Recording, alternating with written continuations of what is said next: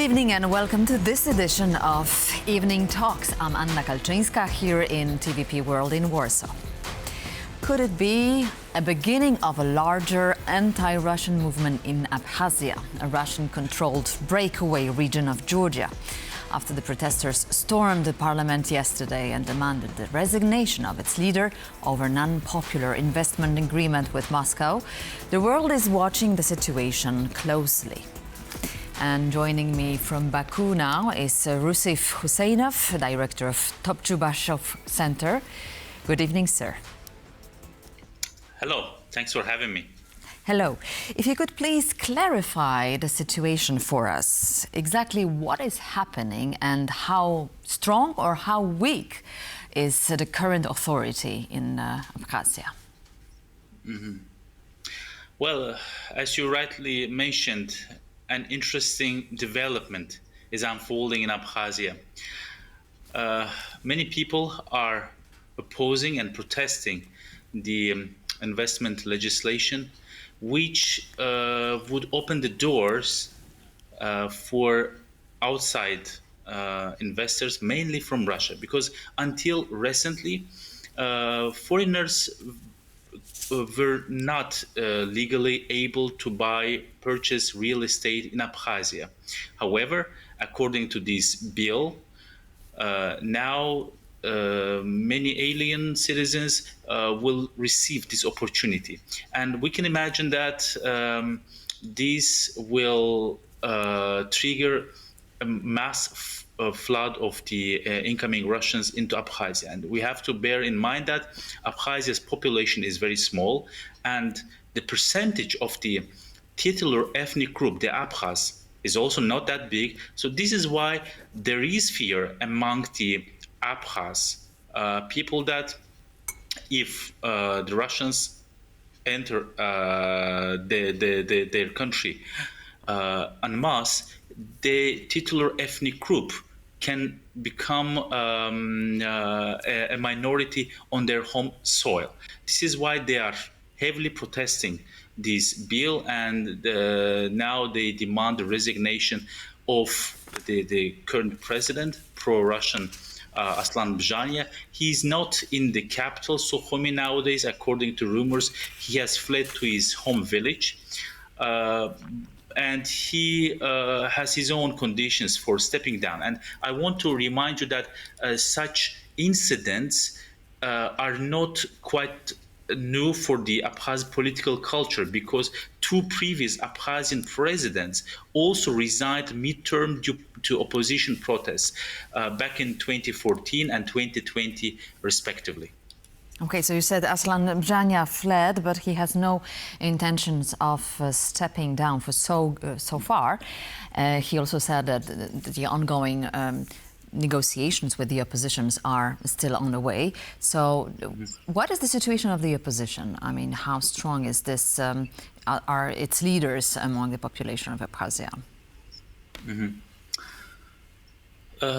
I already tried to explain the situation around this investment legislation. And we have to also recall that Abkhazia is planning to have presidential elections next year, probably in February. So whether Mr. Abkhazia likes it or not, he'll probably not be president next year. And we can also argue that in this whole situation, there are certain elements of infighting between certain clans and power groupings, because, again, according to some speculations and expert opinions, this bill may leave certain groups outside the game. And when it comes to real estate, when it comes to housing, and certain outside investors may enter Abkhazia, and this will definitely harm the interests of the local political and economic elite. Okay, so we wonder whose influence is stronger also among the Abkhazian population. I mean, is it the Europeans or rather the Eastern, the Russians? Of course, Russia is the major stakeholder in Abkhazia. And under the present circumstances, Abkhazia's independence or Abkhazia's existence would not have been possible to sustain without Russia's presence. The Russians have a military base in Abkhazia.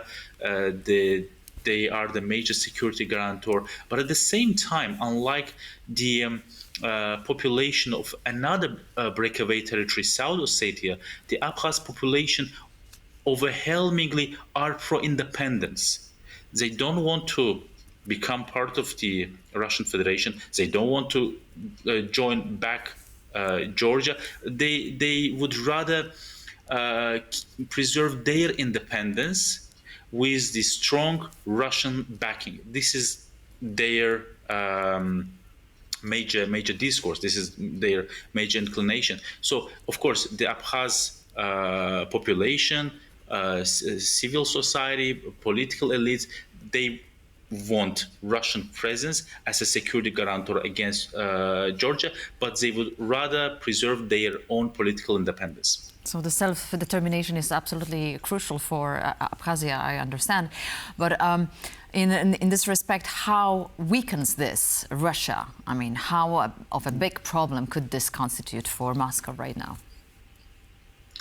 Well, I don't think the Kremlin is too much worried about these inner dynamics in Abkhazia, because the Russians are dominating Abkhazia anyway, especially in the recent years with several crucial steps. The Russian side has also been annexing Abkhazia economically and militarily. It's about the events around the Abkhaz resort town of Pitsunda. This is also about the Abkhazian port of Ochamchire, where the Russian military wants to build a naval base.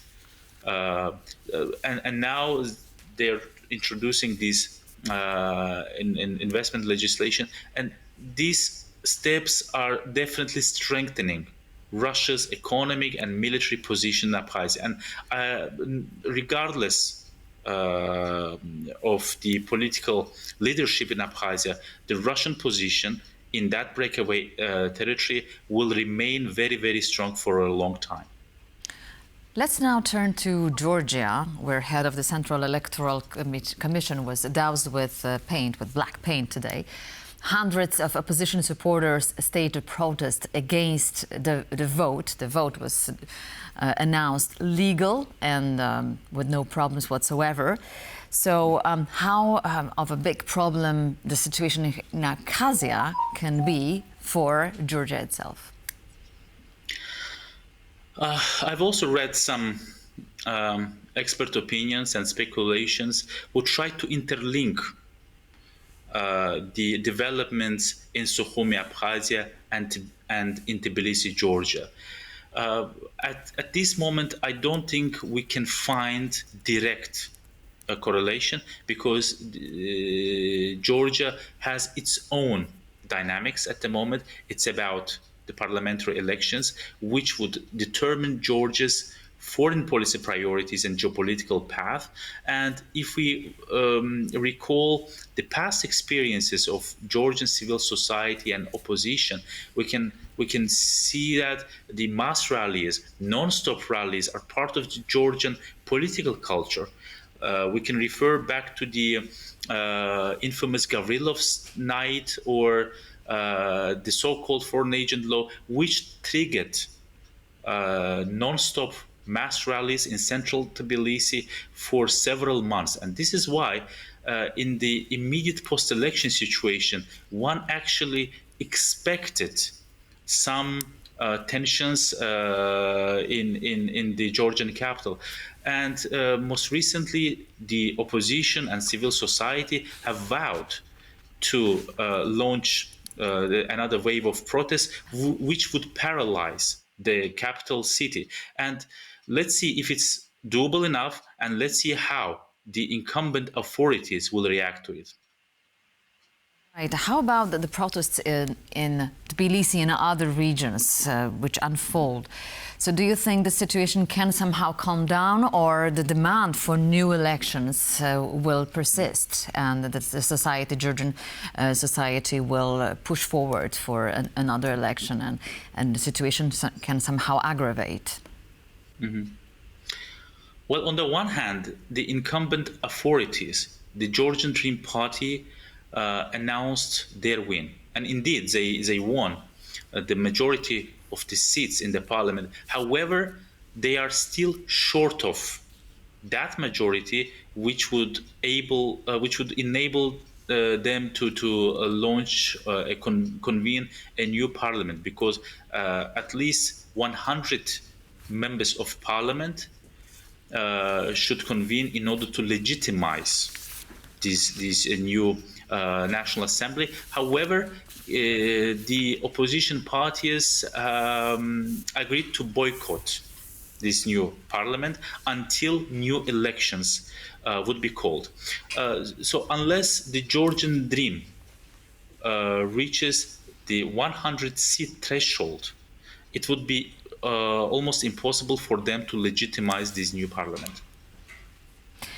Rusif Huseynov, thank you very much, sir, for being with us tonight. Director of Tupchabashov Center was with us. Thank you again, and thank you for watching this edition of Evening Talks.